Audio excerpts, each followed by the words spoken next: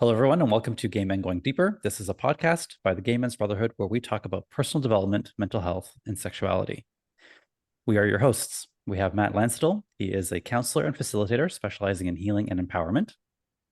Reno Johnston is a spiritual, life, love, and business coach. And I am Michael DiOrio, a life and wellness coach specializing in sexuality, relationships, and self-confidence. We each have our own private practice, and in this podcast, we're sharing all of our best stuff. Today, we're talking about social anxiety in groups of gay men. The questions we'll be unpacking today are, what kinds of situations stir up social anxiety for you, and why do you think that is? What strategies have you found helpful in managing your social anxiety in group situations? Looking forward to talking about this today with you guys. For our audience and listeners out there, reminder that we'll be continuing this discussion on the last Thursday of the month in the Gay Men's Brotherhood sharing circles. We also have our connection circles on the second Thursday of the month, which are smaller, more intimate breakout rooms where you can discuss the topics of the podcast with other members of the community. We'd love for you to join us, so please go to gaymensbrotherhood.com and head over to our events section to register for either of or both of these events. And make sure you're on our email list so we can send you all the info you need to join us. This podcast and YouTube channel are listener and viewer supported. So if you enjoy what we're creating here, you can support us by making a donation to the show using the link in the show notes. You can also subscribe to get early access to episodes on Apple Podcasts. All of your support helps us to continue making content and supporting our community. So we thank you so much in advance. If you're looking to accelerate your personal development journey, please check out our coaching collection. It includes 2 courses, Healing Your Shame and Building Better Relationships, plus over 45 premium personal development coaching videos on topics relating to body positivity, relationships, self-confidence, and community. Head over to gaymengoingdeeper.com for more. And if you're new here, welcome. Please subscribe to the channel on YouTube.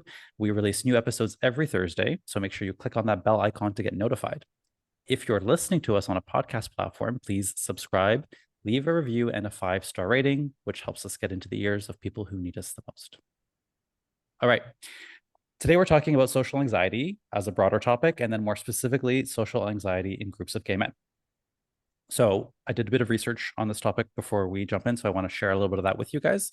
That'll help get the ball rolling. So the definition of social anxiety, one that I found, is that it is the feeling of intense fear or worry about social situations. It can make people afraid of being judged, embarrassed, or humiliated in front of others. Now, I know this feeling well. It's something that I've struggled with in the past, and I still do from time to time, and I'll talk about that later. But for a long time, it's affected me in my career specifically because I was afraid of speaking up in meetings and even refused certain jobs and didn't apply for certain jobs, even though I wanted them, because that job would require me to be in front of people more often, and I just didn't want to do it. So that kind of got to me. It also impacted in my personal life, my ability to make friends, because for a long time, and I still do from time to time, I was so in my head in group environments that I wasn't even fully present and I wasn't able to really connect with people. I was like, am I being awkward? And then I was being awkward because I was thinking about being awkward, and it was just a hot mess of a situation inside my mind. So it was a barrier to connection. And like I said, it does continue to flare from time to time, and we'll talk a bit more about that later. Now, not all social anxiety is the same. And I want us to think about it on a spectrum, or a scale rather, from 1 to 4. Okay. And I'll go through those quickly with you now. Level 1 would be mild. This is feeling nervous before a presentation, or maybe nervous before meeting some new people. It's a feeling like a self-conscious feeling or worry just about being awkward, similar to what I was just explaining. But you're still able to attend, you're still able to participate, you're still able to engage. It's uncomfortable, but manageable. Then there's level 2, we'll call that moderate. This is where you're avoiding certain social situations like parties or bars or large gatherings, perhaps because there's a fear or anxiety that's so strong. So you just avoid them. And if you do attend, you may go there and overthink and overanalyze all of your interactions with other people. So thoughts in your mind might be like, oh my God, I shouldn't have said that. I shouldn't have done that. I look so out of place here. People are talking about me. People are laughing at me. And so you have this visceral discomfort in these large gatherings, or in some social gatherings. The third level is severe. This is an intense fear and avoidance of social situations, including everyday interactions like going to the store or striking up a conversation with other people in an everyday situation like in an elevator, for example. And a key marker of the severe is that it starts to interfere with your daily life, whereas with 1 and 2, it doesn't interfere so much with your daily life. Okay. And then the fourth level is social anxiety disorder. This is a diagnosed mental health condition. And it's when your social anxiety is so severe that it causes significant problems in your professional and personal life. It's a constant fear of social situations. You're avoiding them at all costs. And there's even physical manifestations and physical symptoms like sweating, trembling, and nausea. Now, this was meant for educational purposes. Please do not self-diagnose yourself based on what I've just said. I recommend speaking to a mental health professional to get a comprehensive understanding of where you are at on the spectrum. Okay, do not diagnose yourself, please. All right, so that's social anxiety in general. We are talking about it today in the context of groups of gay men. This is a very unique flavor that we are all aware of, and I think it's important that we talk about it. We get sometimes a little bit anxious and afraid, specifically in groups of gay men. It's a unique flavor. Some people feel totally fine and they're okay in groups of straight people, no problem. Some people are fine when they're at work in their professional setting, great. But all of a sudden, when it comes to groups of gay men, that's when the social anxiety flares up. So that's what we want to talk about today.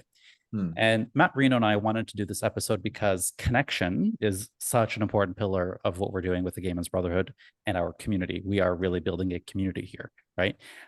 So we see this anxiety as a very common block for a lot of guys. We see this all the time. Even in my own men's groups with Holismo, I've been doing this for years now.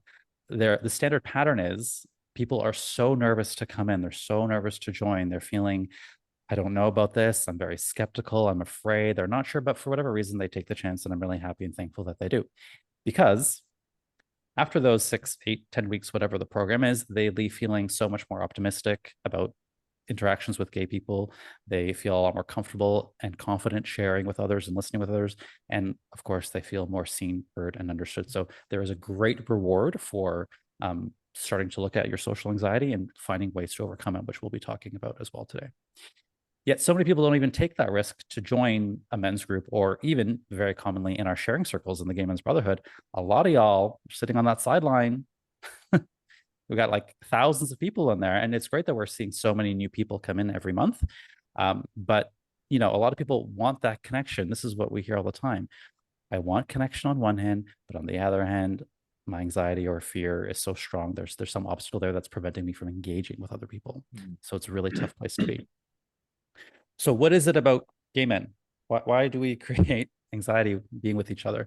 There are 4 common reasons that I hear, and I'll share those now, and then we can talk specifically to our personal experiences in our sharing. Okay.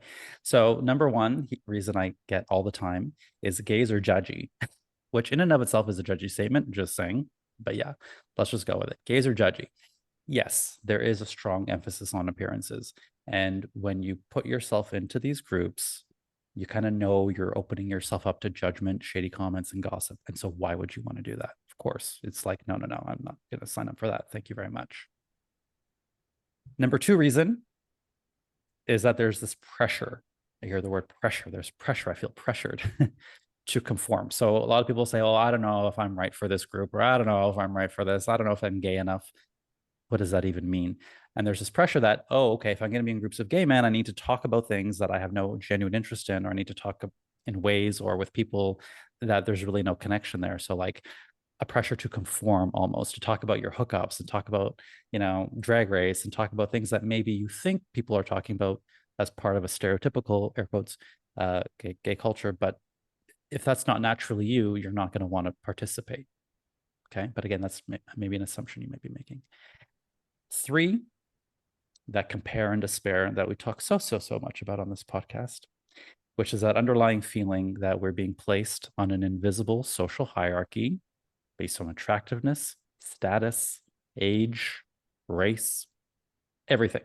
But there is that invisible hierarchy that exists. And this is not just true for the gay population. This exists in many populations as well, but we have a unique flavor of it. So if you put yourself in that situation, again, it's going to be very comfortable for you thinking that, oh, you know, I'm not at the top of the hierarchy, or, you know, you're comparing yourself to others. It's not very comfortable. It can be very demoralizing. This is a subject that we talked about a lot in the social authenticity in social media Hmm. a few episodes ago, where we talked about the instigays. And this is very relevant in social media, but also in actual groups of gay men. And then finally, reason number 4, sexual tension. Being Hmm. in groups of gay men automatically introduces that prospect of romantic and sexual tension. You could be thinking, okay, I want to make platonic friends, and then you see a cute guy, and all of a sudden your mind is switched on to like something else, which obviously we totally get. We're trying to be friends with the very same people that we maybe want to have sex with or have a romantic connection with. So that adds a whole lot of confusion. And again, it's not something that we need to contend with when we're in groups of straight folks. Not an issue at all. But then all of a sudden, you're in groups of gay men, you maybe want to impress them, maybe you want to look good, you want to be seen as attractive. And again, it just creates an added pressure. Okay. So these are just 4 common reasons. Um, and we'll be talking more about this. So all of this makes sense, right? Like as I add this all up, like I'm feeling myself get anxious thinking about being in groups of gay men because I'm like, oh my God, that's a lot. There's a lot of mental noise to contend with, right? So that makes sense. If you're listening to this and you're like, oh yeah, I definitely feel, social anxiety in groups of gay men. I don't blame you, my friend. I do too. And we just thought of 4 really good reasons why. So let's take it to the personal level now. The first question we have today is what specific situations or what kinds of situations stir up social anxiety for you, and why do you think that is? Hmm. Today, let's start with Matt. Hmm. What kind of situations trigger social anxiety for me? Well, I would say I felt the same thing as you when you were listing off all those things. I could just feel, and I was like going back through like moments and times in my life where I was like highly socially anxious. I would probably say I've got to level 3 on like, and I spent a lot of my time in that zone. Um, yeah, and I'll explain why, but first I'll just kind of answer the question straight up. Like large groups would be definitely one, and when there's an energy or a possibility of rejection, I think would be a big one. The fear of rejection can become, I think the fear of rejection is the fuel to why I would be socially anxious or like not belonging, you know what I mean, like being outcasted or something like that.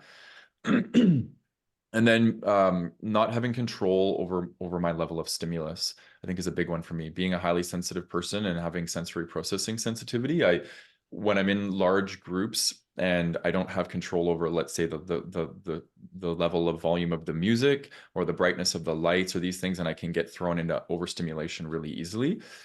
That causes me social anxiety because when I'm overstimulated, it's like my nervous system goes into overdrive and I feel like I can't, like, sometimes I feel like I can't breathe or I feel like I can't control, like the volume of what's going on inside my system. My nervous system just gets really loud. So I think that, and before even knowing I had sensory processing sensitivity, I didn't know what was going on. Right. So I was like always socially anxious. I was always like kind of in this high like energy state. And then I get the mirroring back from people of like, like this person is like feel that energy of like being, hyper vigilant or whatever it might be. Like I can almost feel that. Um, so that's one side of it. And then the other piece too, well, and then add in being an empath into that as well. Like when I walk into a room, I can feel what's going on in that room. So it can feel like really intense for me. Um, but there's also a piece here that I think is important that leads into social anxiety for me, which is trauma and unhealed trauma. And one of the trauma responses that I employed from a young age was hypervigilance. Growing up in a chaotic home, lots of stuff happening, I was having to constantly be outside of myself, monitoring my environment for the next thing that was going to create whatever stress or trauma or whatever it might be. So coming at life through that lens, it's always monitoring outside myself. And when I'm in social situations, I have a tendency, it's a lot better now, but I used to have a tendency to leave myself and go out into the outer world. So I would be, right. So then there's this sense of like abandoning myself, which that part of me feels like anxious and scared and these sorts of things. So it's like a very young part that has really had to I guess, protect protect myself through that, but it's actually been very maladaptive as I've gotten older, and I know that my environment is safe for the most part. Like I don't need to employ that. So I've been really working with my nervous system to try and heal this trauma response of hypervigilance, and it's helping make me feel more calm so I can be more because there's I think being hypervigilant and being an empath, they show up very similarly, right? But when you have both of them employed, it's like everything is so intense. Like it's almost like I can feel people's thoughts when I'm in a room, like to that point, right? And it's like, so it becomes too intense for me. So I've really stayed away from a lot of social stuff. And it's ever since I stopped drinking. So I don't really drink alcohol much anymore. If I do go into social situations that are highly like large groups of people, loud music, like I almost need to be drinking because I won't be able to be there and enjoy it. And I don't really enjoy drinking. So I pretty much stay away from those types of situations. Um, yeah. And then just looking at like why do I think this is those, feeling judged or embarrassing myself. Those are really two things that show up prominently for me, like worrying about like, I have this core belief that I'm different, and that I think I talked about this in the last episode that we did. Like I feel different, or that there's something different about me. So like sometimes I'll say things and it like puts people off, or people like kind of look at me like, and I'm very attuned to people's reactions to me, right? Which that's part of the hypervigilance. So I'm trying to pull that back and just really be in my own energy, not care what people think, not care if people have reactions to me that are negative or positive or whatever, just kind of stay in my own energy. Um, so that's a big piece. And then I don't know, when you were talking, I was like going back into like my childhood and like, knowing that I was gay and hiding that from everybody. I like nobody knew I was gay from the age of I had my first thought of being gay at 5, and I came out at 18. So that's 13 years of like harboring this like really large part of who I am. So it was like this energy of concealing. I was concealing myself. And I think that really played into like probably a development of low self-esteem when you think about it, because how we develop self-esteem is we are authentic and we get our authentic needs met, and we're connecting to people through our authentic self, and people validate our authentic self and we feel good about ourselves. But if we're hiding our authentic self, we don't actually get validated or assured or anything in our authentic self. So I think for me, I have and still am struggling with low self-esteem in certain areas. And I think that plays into social anxiety in a tremendous way. I think that actually is like, I think that fuels social anxiety. Like there's people that are shy or introverted for sure. But I also think sometimes fear creates introversion and shyness, and the fear can be a byproduct of social anxiety. So yeah, I think I'll leave it there. I think that pretty much answers it for me. Yeah. What about for you, Reno? I love when you use this word conceal, Yeah. because I think that's a big one. It made me think of, funny enough, it made me think of when I had first come out and I was just like exploring. And this is all me, by the way. Like the skin is all me right now. But back in the day, I remember dabbling in beauty products, and I remember like I bought this liquid concealer, um, and I would wear it, and it was an interesting experience. But I remember the point at which I was like, it feels heavy. It feels heavy. I like my skin. I like the way it looks without all of this, and I just kind of stripped it all back. But I feel like it was an important part of my experience. Um, yeah, I feel like I'm kind of a weird case because I don't know. I'm a very social creature. So when it comes to social anxiety, like, yes, I experience it when I'm entering into spaces, and it's usually, I don't know, when there's a lot of thought going on, when there's a lot of preconceived notions going on, um, I don't know, when there's like shame or guilt present. These are some of the things I thought of when maybe there's an attachment to um a desired experience or outcome. You know, these are situations where I think I would experience some social anxiety, but I thrive in social environments and I feel like I always have. Um, Certainly it's required courage to enter into spaces, but I remember when I entered into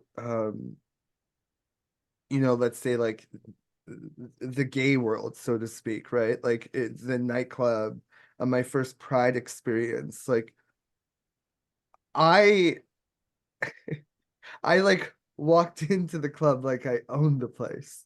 Um and then my first experience with Pride, like yes, I was anxious. They put me in a yellow like speedo and a matching tank top on a float, right? And like I was in my glory. I loved it. I was like, this is wonderful.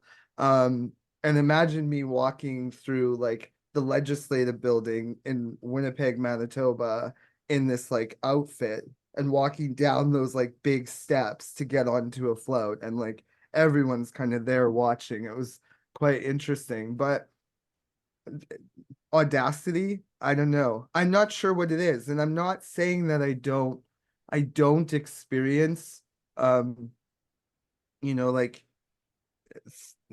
let's say big thought and big feeling when I'm entering into a social situation. It does happen. It just feels a bit like distant for me somehow. I don't know how to explain it.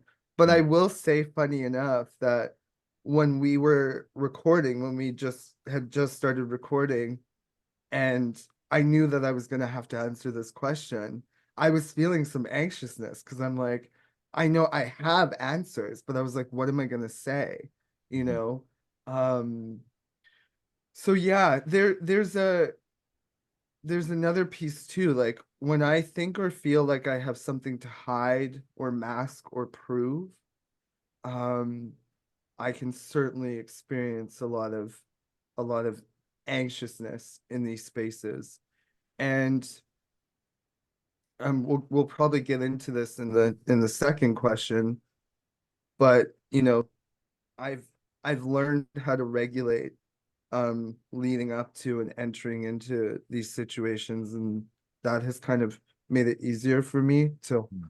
to honor the experience I'm having and move in those spaces with like grace, I guess. So it's a weird question. Like I don't know if I have any more to say in response to it, because um social anxiety feels a bit distant for me, maybe. Yeah. Mm. I was super curious to know how you're going to answer that one, knowing what I know about you. I was like, oh, Right? know what Yeah. Reno has to say about this. Yeah. Yeah, it's weird. Yeah, it's weird. I don't know. And I mean, I'd be happy for someone to like challenge me on that or something like that, because maybe there's something I'm not seeing. It just feels distant for me, I guess. Yeah. Yeah. Yeah.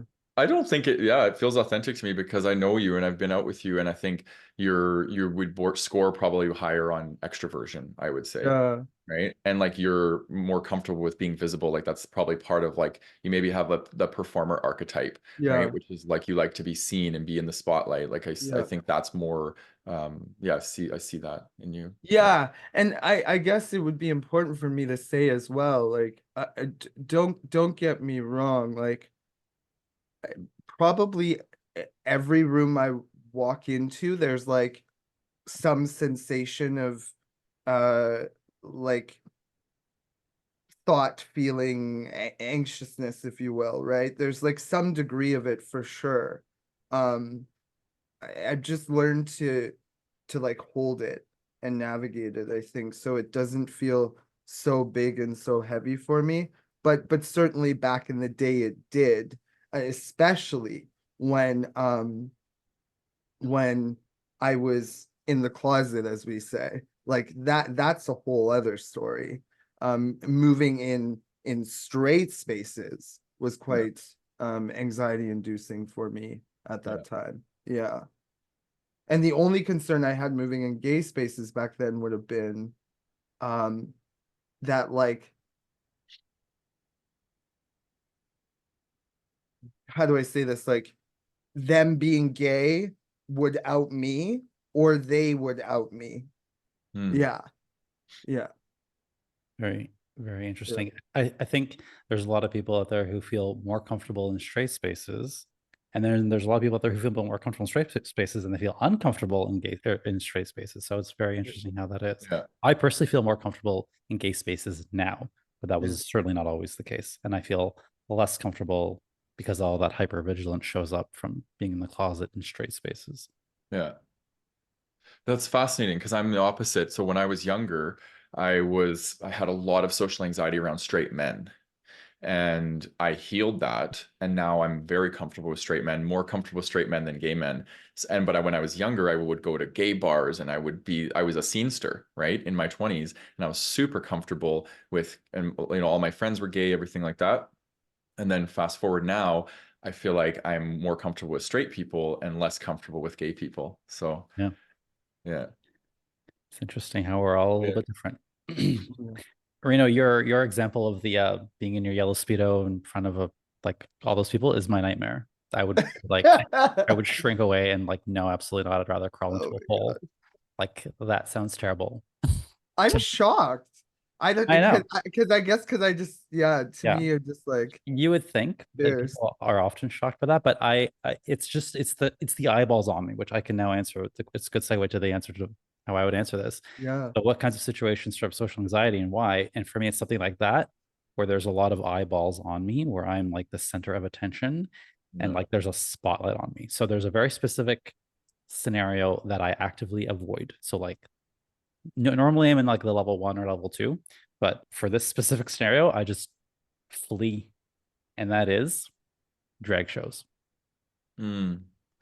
Because I know those drag queens are gonna like pick somebody from the crowd. They're gonna put the spotlight on me. They're gonna put the mic in front of my face or someone, and the very possibility that that could be me. No, no, no, no, no. Get me out of there. So as soon as the drag queen comes on, see you later. Yeah. Go. I'd be the same. Yeah. I'm like, do not look at me. Do not pick on me. Do not ask me where I'm from. Do not ask me if I'm single. Do not ask me if I'm a top or bottom. Do not ask me anything. Just get me out of here. So yeah, that's one that I've. Although I love drag queens, I love their performances. I'm happy to watch them from afar or on TV.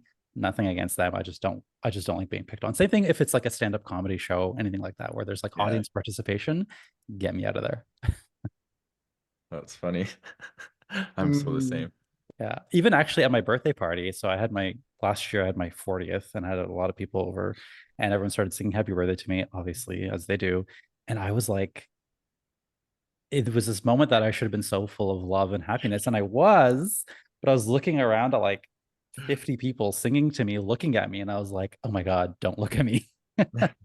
And that's where it comes up. And even in these like really nice situations. So it's just eyeballs on me, really like I get sweaty palms, my heart starts to beat, I shake a little bit, my voice trembles. Like I just don't like having eyeballs on me, oddly enough. Hmm. Yeah. Okay, so let's talk a little bit about strategies to overcome. So, what strategies have you found helpful in managing your social anxiety in these group situations, Matt? Hmm.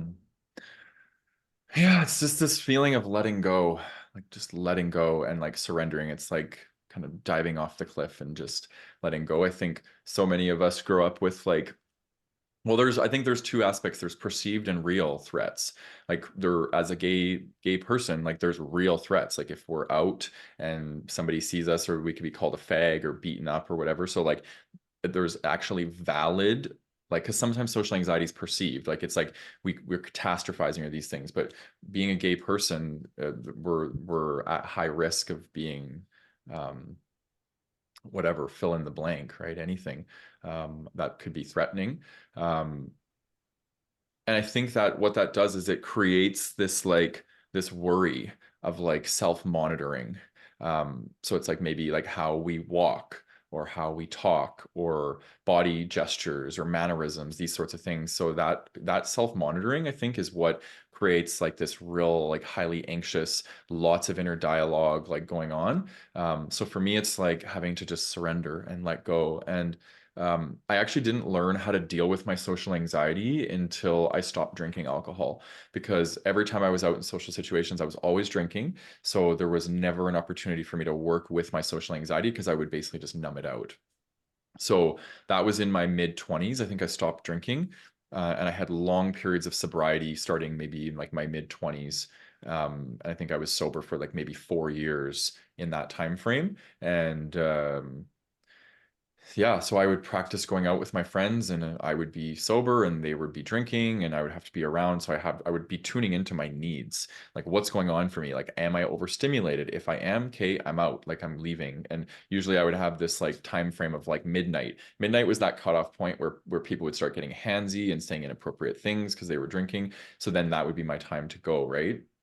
So there was like this tuning in, and being really mindful of that, but then also this surrender and just like let go, of uh worry, and like, you know what I mean, like just like then there's also this piece that it's like there's a chance that, yeah, I might be embarrassed, so you know, like, yes, there's a chance I might be judged, okay, right? Like there's this acceptance of, it's like radical acceptance of, yes, there's a possibility that these things might happen, but you can overcome it, right? And you can face it. And I find for me, there's like, having a wingman is really, it helps with my social anxiety, because I like having that person. It's like an anchor point, that I can connect with. And, you know, they're my dance buddy. They're like, you know, like just, there's something about having like a wingman.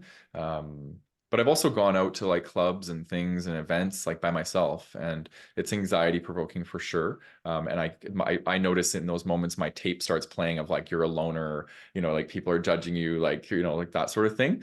But then I also have my higher self, which chimes in and is like, you're so courageous.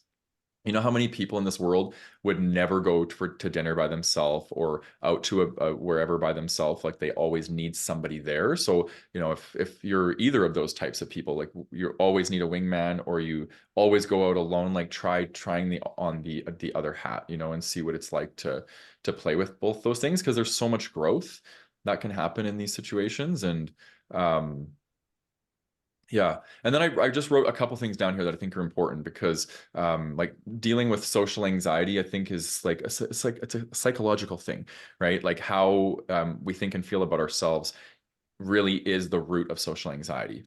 So if we can start to get to those roots and start looking at, like, you know, our inner critic, and maybe the things that we're putting our experiences through as far as filters, like our beliefs about ourselves and about, you know, what it means to be in social situations. Um, so like just kind of like 3 steps. So look at the thoughts you have in social situations, like, and just be mindful of them. Make note, like, okay, why am I thinking these things? Like, for example, mine being, I'm out in social situations by myself, and I start equating that to I'm a loner, right? Like I'm a loser, like something. So just observing that and getting curious about these thoughts, and then start to challenge the thoughts. And if they are fear-based thoughts about things happening, like look at the likelihood of these happening. How many times have you gone out in social situations and the very thing you're afraid of happening happens, right? For most people, it's going to be very slim. So just looking at that. And then I would say, like, look for evidence of the opposite. So like if you think you're a loser, or you think you're ugly, or you think you're whatever these things are that you're going to be rejected, look for evidence of when those things didn't happen, and the positive happened, right? So you went out and you had connection, and it felt really good, because that's usually what happens to me. Like I'll be highly anxious, and I'll use my imagination to like play out how the night I think is going to go, and that night is loaded with fear, right? And then when I do go, even if I'm not drinking, I have an amazing time, and I dance and I meet new people, and I'm like, I get home and I'm just so full, and I'm like, wow, that was amazing, right? So like when I'm preparing to go out, I will think about that. I'll be like, oh, like remember that time I went out and I had these amazing connections. So the mind, and the socially anxious mind, looks for reasons of, like, I call it like what ifs of limitation or fear. And I think when we practice like what ifs of possibility and joy, it can really be helpful in shifting some of that socially anxious energy. Yeah. That resonates a lot with me. Everything you just said. Yeah. Yeah, well, from a fellow Gemini, like anybody that's an Yeah. air sign, like we're just so cerebrally dominant that Yeah. it's hard to get out of the head. Yeah. Yeah, and it's so overwhelming when you're in these spaces trying to like all the stimulus plus then all your own thoughts. It's just a lot. Mhm. So those are some really good tips. Thanks, man. Yeah. Yeah. Thanks. Mm. Reno. Yeah. So there's like a couple pieces here. One is I'm noticing this desire to be like witnessed.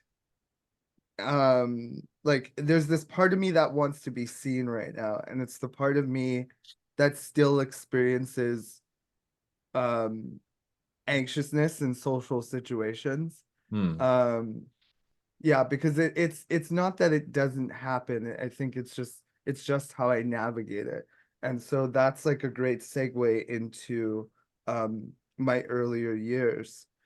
I um so I was quite anxious actually when I was younger. I navigated OCD.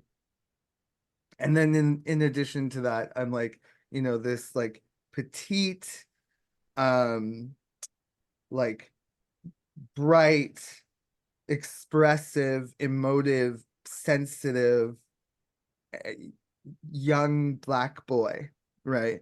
And gay. And I'm sort of moving through the world, um, in this identity, if you will. And I mentioned this on a previous episode we had recorded where, there was this sense that I had actually come in like okay. And then as a result of, let's say like maybe it was my first spanking, maybe it was my first shaming, maybe it was my first, situation with a bully. But whatever it was, little by little, it's like that big little light started to dim, and so then I was like, okay, how do I orient myself in this world so that I feel safe, right? It became about externalized safety and security, whereas before, it was more about my inner experience, like that was prioritized, and there's an innocence about that, and like um um an authenticity about that. So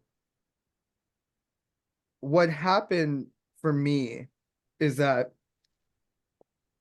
while I'm reacting and responding to the external environment and doing the things that would potentially have me fit in, like my light won't quit. So I'm still like entering into situations.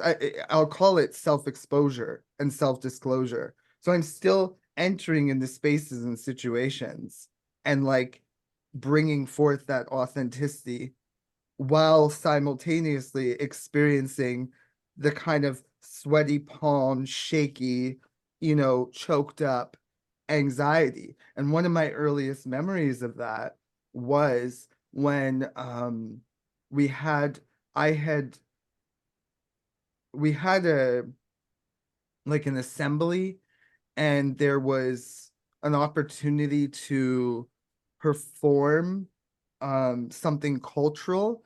And so I'm of Trinidadian, Irish, and English descent, and I decided to focus on my Trinidadian roots.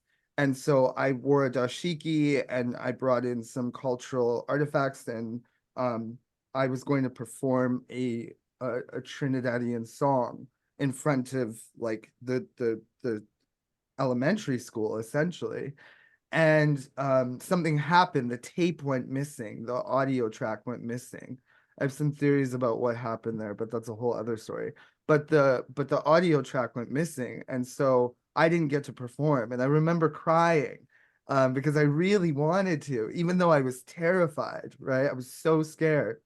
Um, I have another instance of that when I was in high school, and we had the Spirit Week, and there was a talent show, and I put on a suit and got in front of the gym and sang this song by Casey and JoJo in front of like the high school. I forget the name of the song, but again, like terrified, right? But did it anyway. And then dressed up as a woman, like I had this like tight little dress on and this inflatable cow, and you had to like ride the cow around the gym. And I remember I was like, damn it, I wore briefs today. And I've got this little like dress, and this is in a small rural community, right? But I pushed it because again, my light wouldn't quit. So it's like I was still scared every single time, you know. I can't tell you how many times I'm afraid. I go out to the club by myself constantly, and I'm like, same thing as you, Matt. Like, oh, people are gonna think I'm a loner. I look like I have no friends. I'm like walking through the city by myself, doing things alone. People must think, what a loser. Like, where's his friends? You know, he's such a loner. It's like, Yeah. I actually like myself and I like going out by myself and I like meeting people and I enjoy myself. And so, yeah, I think I just learned to lean into the discomfort and hold it and breathe through it and be with it. And I guess one of the last things I would say is I prioritize myself and my experience. I used to prioritize the external world. What will they think of me? What will they say? Who do I need to be for everybody else in order to blah blah blah blah blah? And I noticed that happening over time. Now I've retreated inward. I'm like, okay, my experience, I'm with myself. I'm holding myself. I'm prioritizing my experience.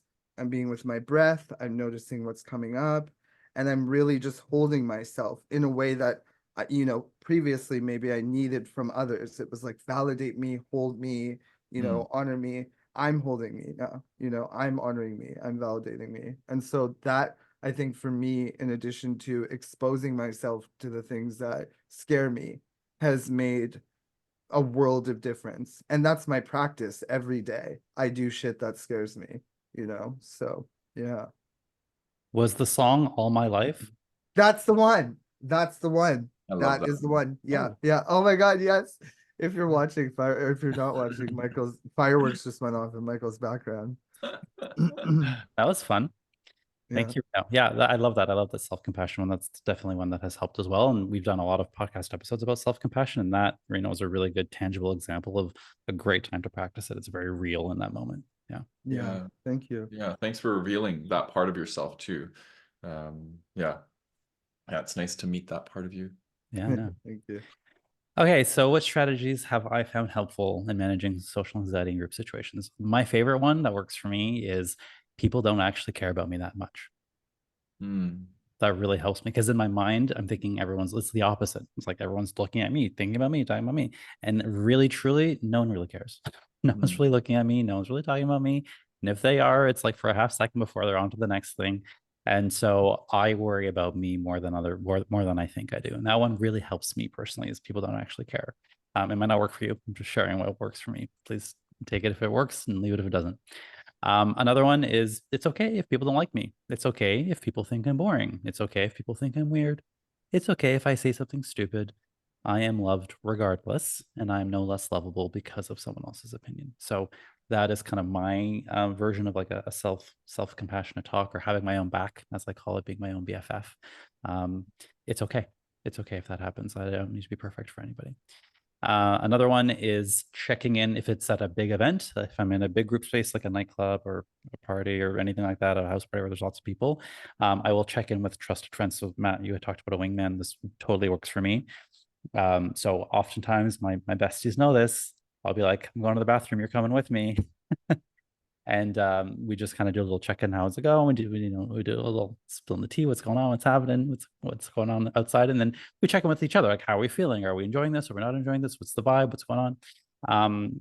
And if it's something indoors, I love to get outside because I just need to be outside. Sometimes just being outside and breathing in some fresh air, like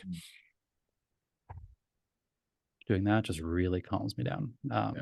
Yeah. And then a good thing with the wingman option is tell them ahead of time, like, I'm feeling a bit nervous about this party, or, you know, someone's going to be there that I'm not quite sure, like whatever it is, like whatever your reason is, tell your friends ahead of time, someone that you trust, tell them ahead of time, and be like, great if you can check in with me. Like if it's someone that you trust and love, they will, and they'll just kind of look out for you, and that's a good thing. And then yeah, exhaling was another one. So yeah, when I'm feeling it in my body, like I said, a big exhale is a really quick, easy way for me to just feel a little bit better.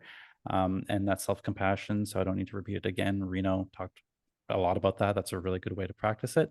And then finally, I would say one that I remind myself of is like, if I don't want to be in a big group, don't be in a big group. Stick to the small groups, find the people I like, stick with them. It's fine. I do not need to force myself to like perform in front of this big group. It's okay if I'm not that guy and I don't feel like it. There's nothing wrong with that. No one's gonna Yeah. make me. There's nothing wrong with me. I just don't force it. So if I don't feel like it, then I just don't do it, and I just let myself off the hook and relieve myself of my own expectations. At the end of the day, that's what it's about. I love Wow. that. Yeah, those are some of mine. All right, guys. Well, this has been Mm. helpful and lovely, and I hope that the guys who are listening to this and watching this at home do join us in our sharing circles and connection circles, and my Willie's Most Shamelessly Gay groups, and Matt's empowerment groups, and authentic relating groups, and Reno's groups, and everything. Please go and attend things and meet up with guys and groups of gay guys wherever you are, whatever you're doing. It is one of those things that I think a lot of us, we talk about this a lot on this podcast, we're really, really strong with the fact that there's a lot of us who feel isolated and lonely and don't belong. And we really are here to try to fix that. Matt Reno and I, and the Gamers Brotherhood in this podcast. So we know that social anxiety can be a big obstacle. We hope that today has helped you. Do you guys have anything you want to add before I wrap this up? Just two things. One, I want to echo what you said, which is, you know, we have this like big, beautiful community here. And we have multiple opportunities to connect and expose yourself to the things that make you uncomfortable in a safe, facilitated, supportive space, So I would just say, like, I can't think of a better place to start than right there. And, if it's like super edgy for you, luckily you're behind a computer screen, so you can start there and then come to the meetups in person if that feels like like just edgy enough for you. It's like, give that a try. But yeah, my second piece would be that is the self-exposure piece and the self-disclosure piece.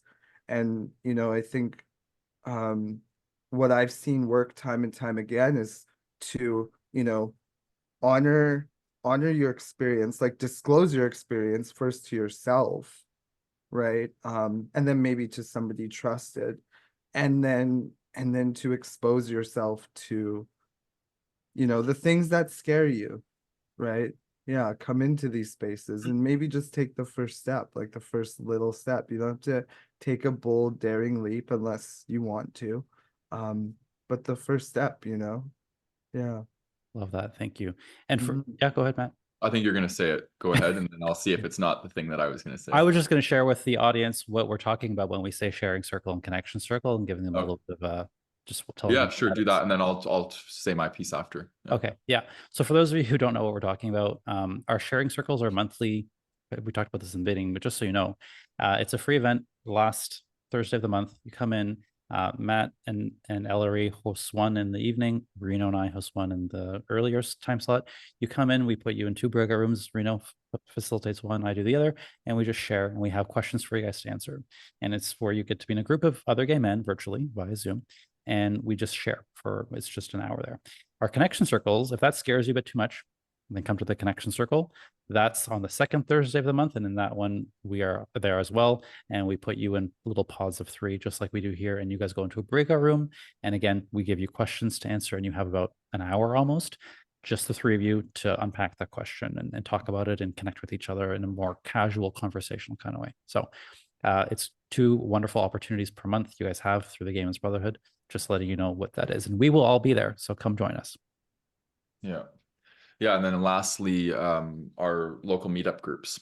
So go into the event section on in the Facebook group, and you will see we're going to be having ambassadors that are going to be hosting different events across, well, the world, really. And if you're interested in also hosting something in your city, let us know. Email us at info@gaymensbrotherhood.com, and we'll send you the Google form, and you can fill it out and apply to become an ambassador in your city for the Gay Men's Brotherhood and host your own local meetup group. Yes, please do that. And I'll put all that information in our show notes. Thanks for reminding me, Matt. Yeah, perfect.